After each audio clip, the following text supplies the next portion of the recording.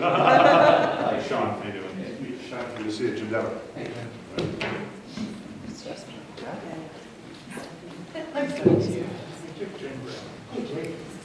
Folks, just in case I don't get a chance, this is my wife Edith. She's here for moral support. Oh, yeah. Good to see you. Folks have had a long day. So thank you for coming. Good afternoon and welcome to Sandwich. I'd like to open the interview by asking the school committee members to introduce themselves. Okay. Good afternoon, my name is Jim Dever. Jim? I'm Sean Roush. And I'm Matt Cummings. Jim Burrell. Stephanie Hall. Nancy Crossman.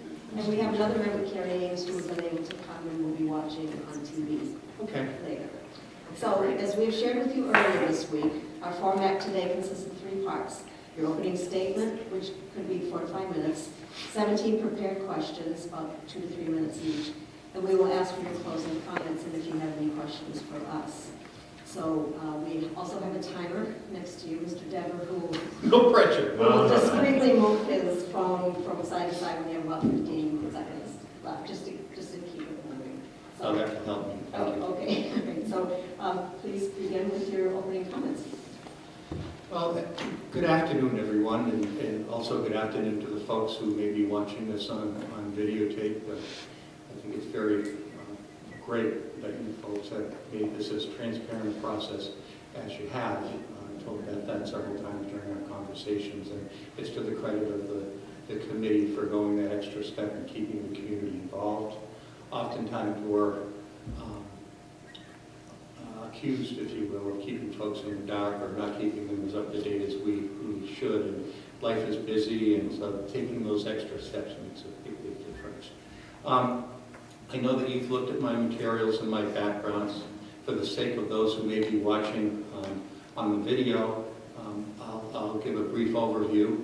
As you've noted, my name's Stephen Russell.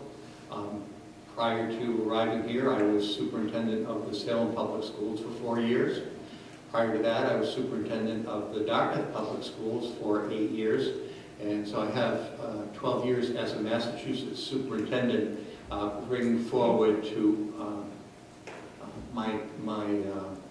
in support of my candidacy today.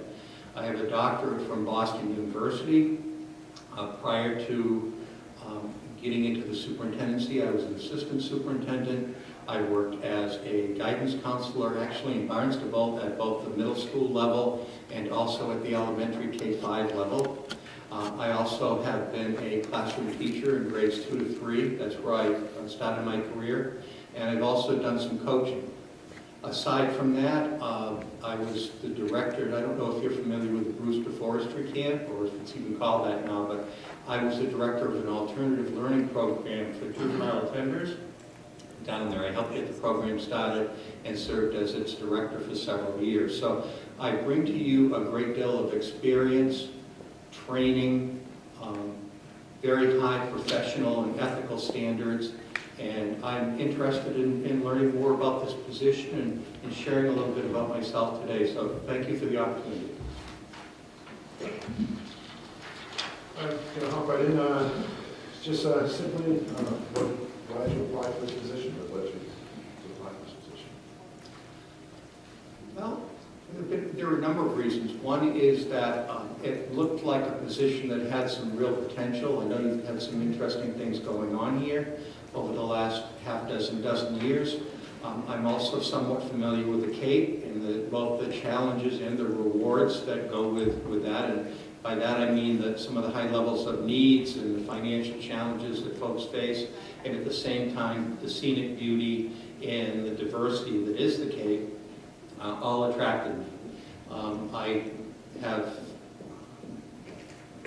put forward my application letter of interest with an idea that at the very least, as an interim, if I can help in tackling some of the challenges you're facing, great. I've got the experience and skills to be able to do that. And at the same time, it's almost like a first date, if you will, in the sense of we get to know each other, we get to establish a working relationship, and then in an ideal sense, if that works out, then that lays the groundwork for a longer, more fruitful relationship over time.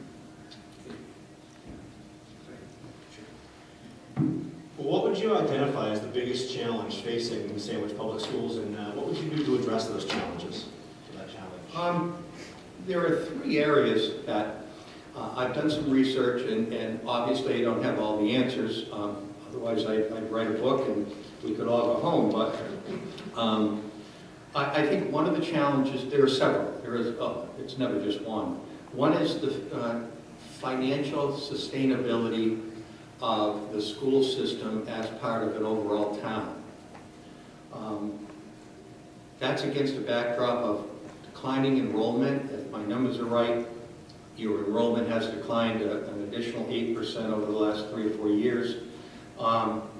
That declining enrollment translates into funding, translates into being able to justify how much money we do need, and then how best to meet student and staff needs and community needs within that pocketbook. Another challenge I believe you face is the fact that the Oak Ridge and Forestdale reconfiguration and overall organization of those schools is in its infancy. It looks like some good plans. It looks like a lot of people contributed to making them as solid as they can be, and now is the time to look at what the educational payoff will or will not be, and if not, how we can tinker with that to continue to improve it. And third, I think there's some unanswered questions that, at least from my point of view, around both the central office and if indeed you can financially sustain having it in the wing school. And secondly, the economies of scale that go with a 700-student high school, and what you do about both making that attractive and being able to financially support the program of study that's needed to be attractive. So those were some of the challenges that it looked like you folks are facing, and that I thought I could help them. Thank you. I'm feeling pretty good. That thing hasn't moved yet. Finally get it down, I'll give it 5 hours. Okay. Sorry. We're all getting there. No, listen, you're fine.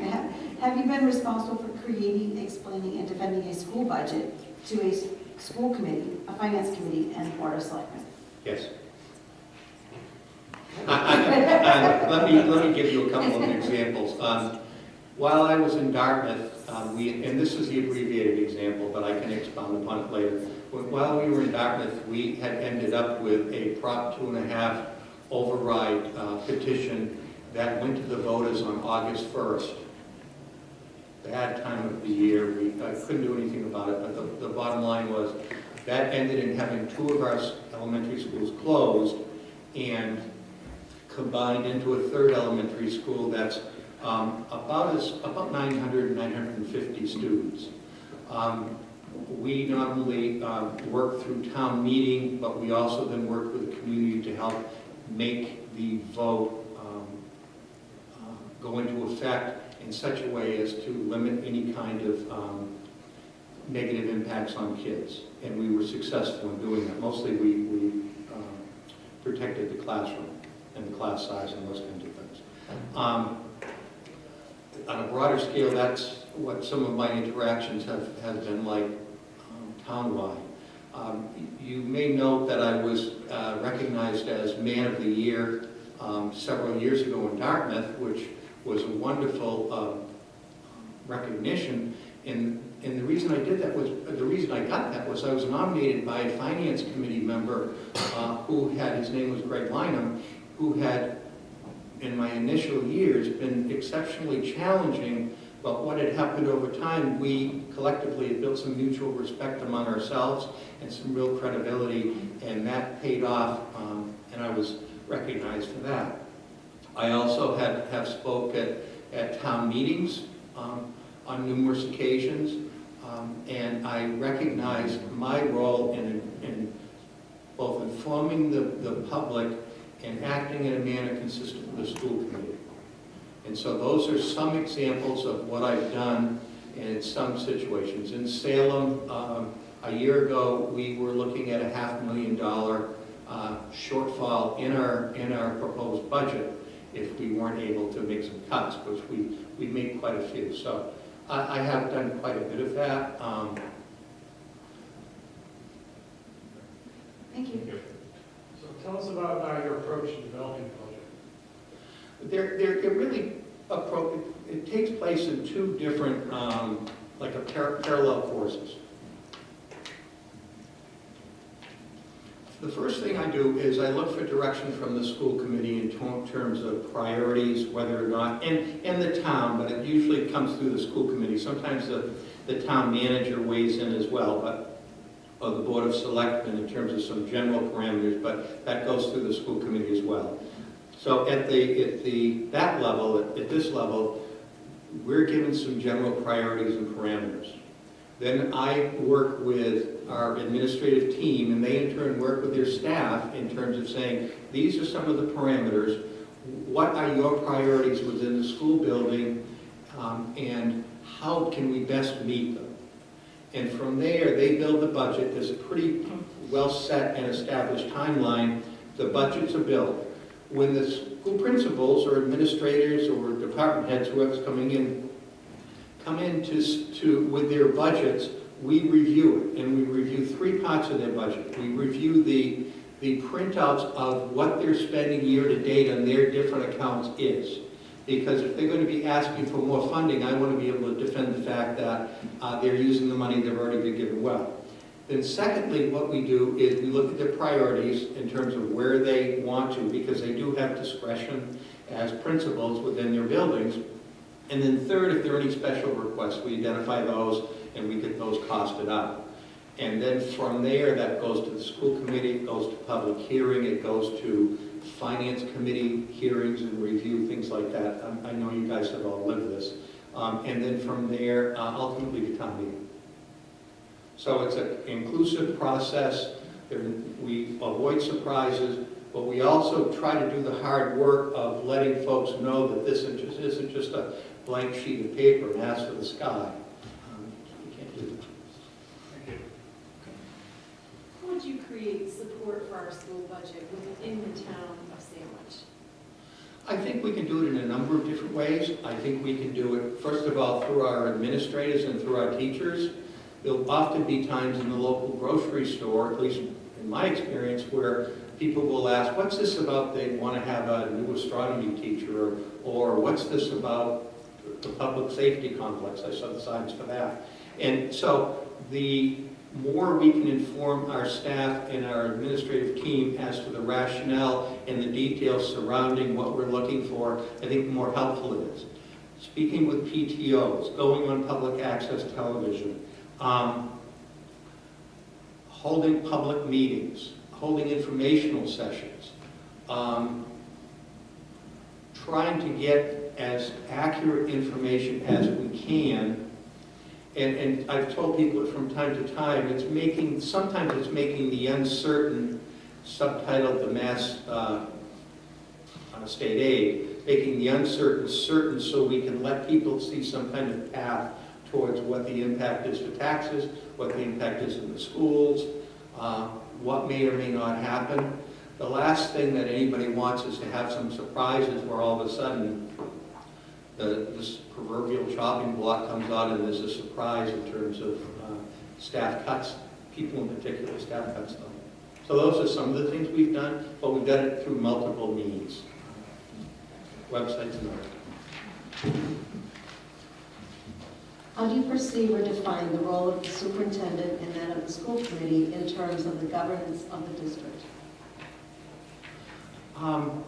You're elected as a representatives of the community.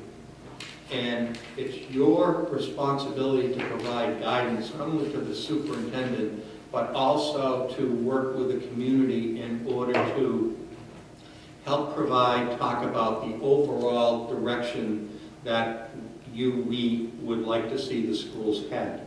I outlined a couple of the challenges. You may have some of your own that would dovetail with that, or I may be all wet. I'm flexible that way, but the point is, you are the governance body that overall is the superintendent boss. I like to work in terms of a partnership. I would underscore that, and I think you hear that about me, but at the same time, that does not mean that I won't be honest or straightforward. I think there's a time and place for it, though. And I think as we develop working partnerships, that interchange of Steve, what do you think about this? Or had you heard this? Or would you look into this for me? That builds. And so that we're working as one team. The community also wants to see us working as a team. They want to see that, wait a minute, okay, they're on the same page. The superintendent recognizes the school committee is in charge, and his role is in working through to help not only implement what's being discussed as goals, but also making the buses run on time, and if they, as an example, and if they don't, fixing those kind of logistical problems, working through that. But the overall governance structure is school committee, elected representatives, superintendent as appointed by the school committee, and then working as a team to be able to move things forward. Thank you. Just curious, with your time serving as a superintendent, would you say your style is more of that along the lines of surround yourself with good people, giving them the tools to succeed and kind of stepping back, or a little more hands-on, detail-oriented approach, or perhaps Somewhere in between. The way I've described it, or the metaphor, is the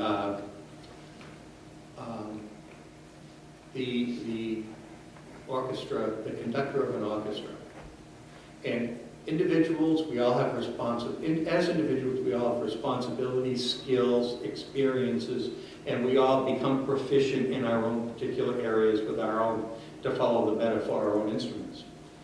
However, the real goal is to support student success and learning. And so my job, and yours to a certain degree, working together, is to be able to coordinate all of that in such a way that the music happens and the music continues to improve. And so in some cases you would see me at an after-prom get-together for our seniors, helping pick up chairs, floats, materials, whatever, at 6 in the morning when we've let the kids go, after I've been there all night. Other cases, you'd see me offering advice at maybe a parents' meeting on opioids and the opioid problem. So I fit whatever role. I'm a utility player. I'm the overall conductor of the concert, but I'm also the utility player who will step in and has the experience to be able to step in and help as I can. So somewhere in between is the short answer. How do you view the role of students parents and community in our schools? They're integral. I have watched some of the videotapes of your meetings. I've been very encouraged. I'm not sure who that young lady is, but I've been very impressed with the report she's given on, really, it speaks so well of the schools, the fact that A, she's there, and B, that she's able to express herself so well in such a receptive environment. We're at Russell Bridget every week ourselves, so. Well, and so I see students as important to the process. We can't do it without them. I also see parents as integral to the process, whether it's through the volunteer programs or through the day-to-day conversations that we all have around what's going on, how do we make things better. They're integral. We can't do it without them. And I think it behooves us all to be as inclusive as possible. Thank you. Sure. How would you continue to support the recent reconfiguration of our school district? I think that to be honest, the first thing that I need to do is learn more about it. I've read some of the reports on reconfiguration. I've seen some of the newspaper articles. I understand objectively X number of students have been moved to X locations for Y purpose. What I need to gain a better understanding is what the rationale is underlying that, first of all, and also what's the level of professional development. These are some questions I would ask. What's the level of professional development that's supporting or underlying the implementation of this. This is too important to mail in, so to speak, or simply give people some articles and wish them well. And that needs to be sustained over the next couple of years as we move towards full implementation. So I need to learn more about that, and I need to understand it as a work in process. And then, to the extent that I can contribute, I'm more than glad to. One of the benefits I have as a new person coming in is a fresh set of eyes. That doesn't mean, okay, now Russell's going to come in and we're going to see a whole new philosophy, et cetera, et cetera. That's not what I mean. What I mean is I want to understand so that I can support and help sustain what it sounds like many people have worked hard at. Okay. So as it relates to current initiatives underway in our district, what's your experience with standard-based report cards and curriculum mapping? We had relied on, I'll do the curriculum mapping first. We had relied on the Atlas software program as a means. It's accessible to all of our teachers. It contains all of the state standards. It also contains areas where staff can add information on resources, materials, suggestions. We have used technology as a means to allow our staff to gain further access to the standards and the curriculum in place as it is today. That also includes assessments that go with it as well. That ties in. So we've used software to do that. It continues to be a work in process, but again, reaching some level of consistency pre-K to 12 around what is taught is just a bedrock piece of where any school system needs to go as they move forward, getting folks on the same page. In terms of standards-based report cards of the work, I have seen a variety of different examples of them. My experience has been that the real challenge is not in our staff developing the standards-based report cards and the philosophy, probably more importantly, the philosophy that goes with them. What's been more important is having parents understand what the heck we're talking about. I understand the days of ABC have gone by, but truthfully, there's a great deal of work that's still to be done around the concept of helping explain to parents that Susie or Johnny is made progress along these lines and continues to work here and here and here. Because really, the two questions parents want to know are, how's my child doing, and what can I help them with? And sometimes there's a disconnect, in my experience, there's a disconnect between the standards-based report cards and what message around progress on those standards is reported in those two questions that parents are asking. So, conferencing helps, pulling people together, that kind of thing helps. But that's to answer your question. Thank you. Sure. Following up on that, how would you support and expand our current initiatives like project-based learning in our STEM Academy and the Project Lead the Way program offerings at our high school within our current financial atmosphere? Tough question. It's my understanding that at the grade 6 to 7, and again at the grade 9 to 12, maybe 8 to 9 levels, those are two areas where there seems to be some fall off in enrollment. And it sounds like these two programs have been a strong attempt to try to change that. So to the extent that I can be supportive of those programs, again, learning more about them, I will be. I think that the larger issue for me is to determine if these two programs are working and doing what we hope they do in terms of attracting and helping us to retain students. I know that when I was in Salem, one of the things that we were, they're having a decline in enrollment issue more related to charter schools in the North Shore region than fall off in demographics.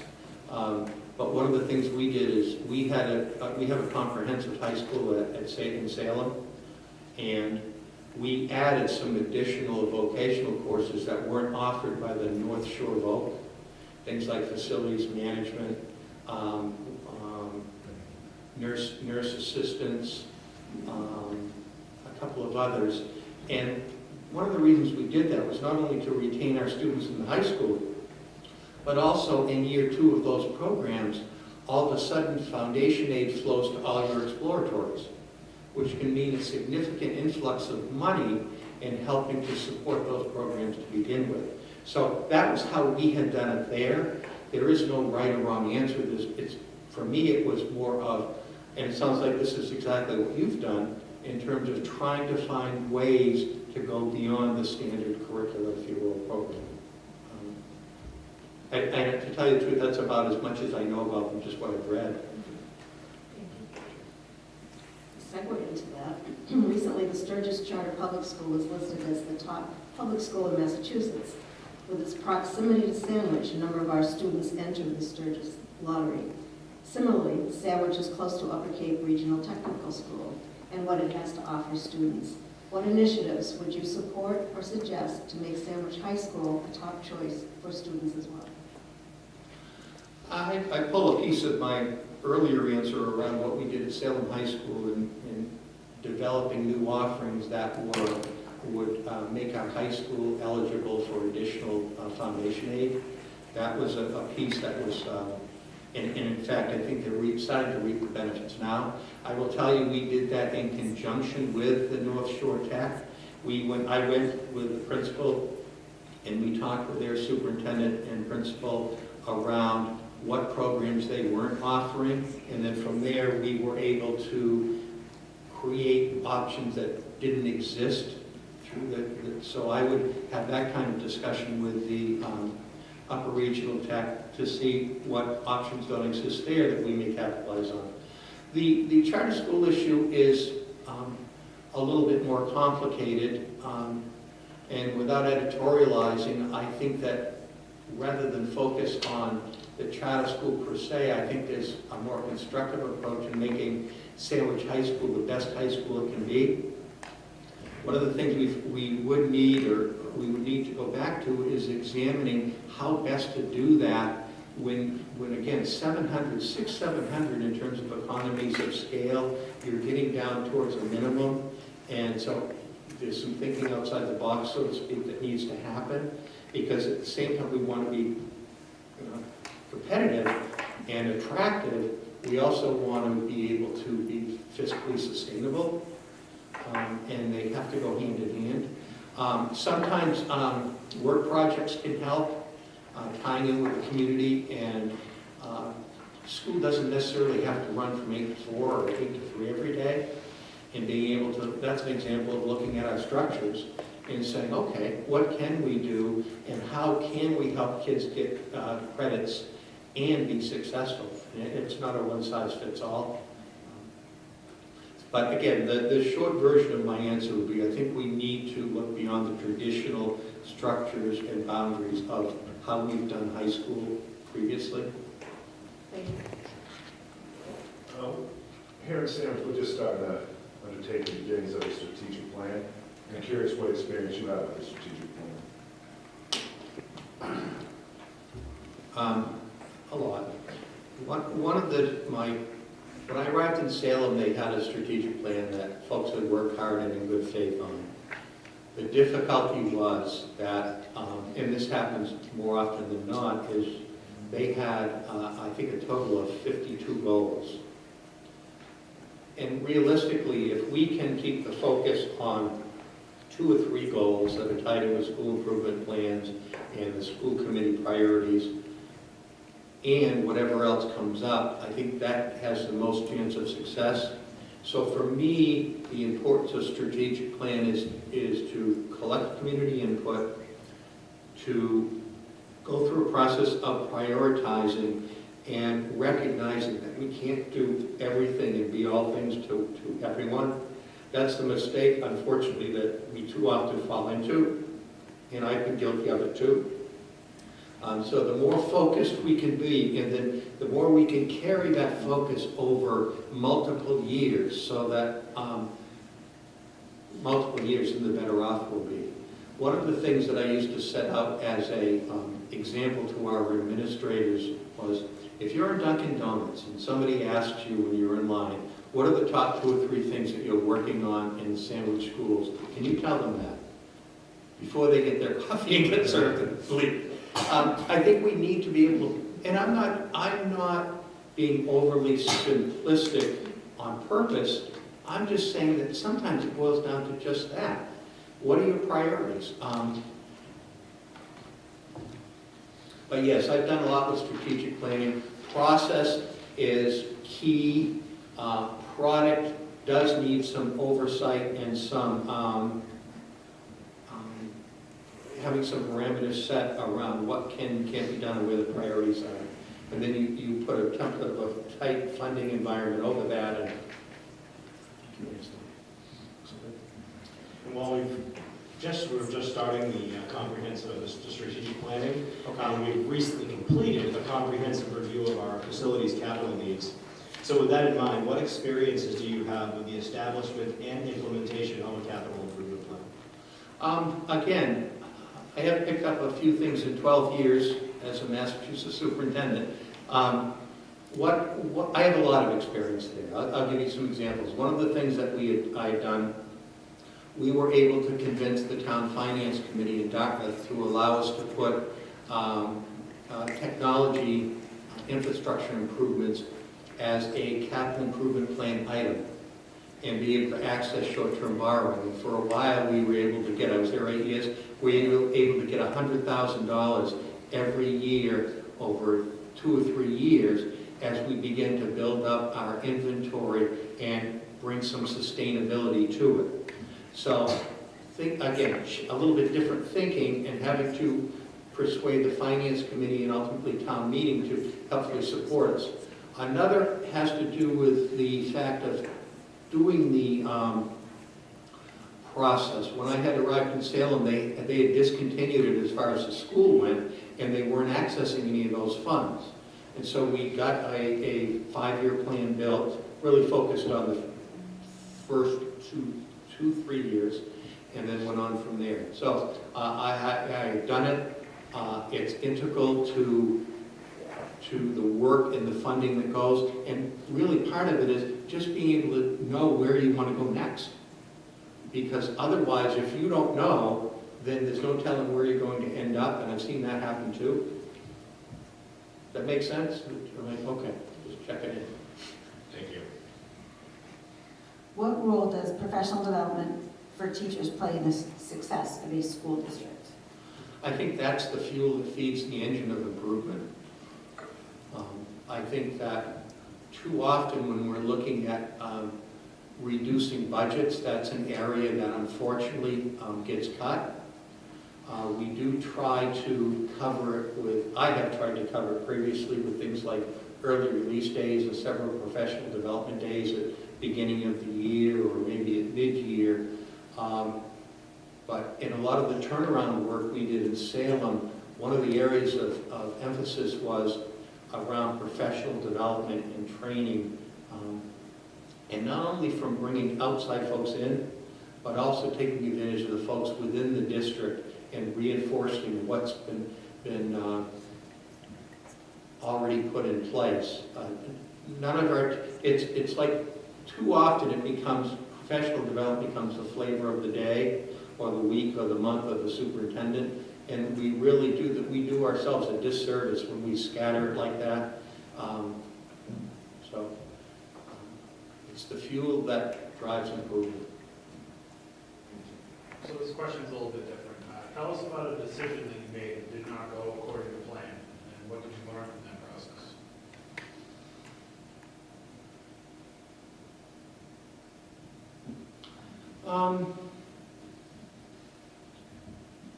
There's so many to choose from. I think I'll go to the budgeting issue. During the budget season, depending on the year, there are a great many times where we were defending our budgets, and it was, I was feeling like a broken record. You'd say the same thing, but somehow it wasn't sticking. And one of the things that took place was a group of citizens took it upon themselves to build their own budget. They weren't aware of the fact that the cafeteria funding has to be separated from the general funding and all the rules that go with it. We didn't intervene in better educating them around it, and they ended up looking foolish. One of those people ended up in my school committee as a chair several years later. Do I regret it? Yes. What I should have done is taken the extra step, contacted him, sat down, recognized that we had different opinions, but at the same time given him the respect of saying there's some things you can't do. So that would be a do different, and the fact of stepping back a little bit from the heat of the day and the budget battles and being able to say, you know, that's not what I'm about, what we're about. So that was one lesson. Okay, and then our final question, on the positive note, what is an accomplishment you are most proud of in which your leadership was transformative?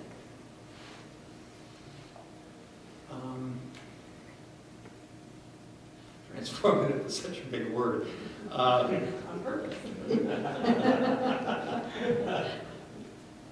I think one of the things I'm most proud of it is the way that I had left the community of Salem during a very difficult time a year ago.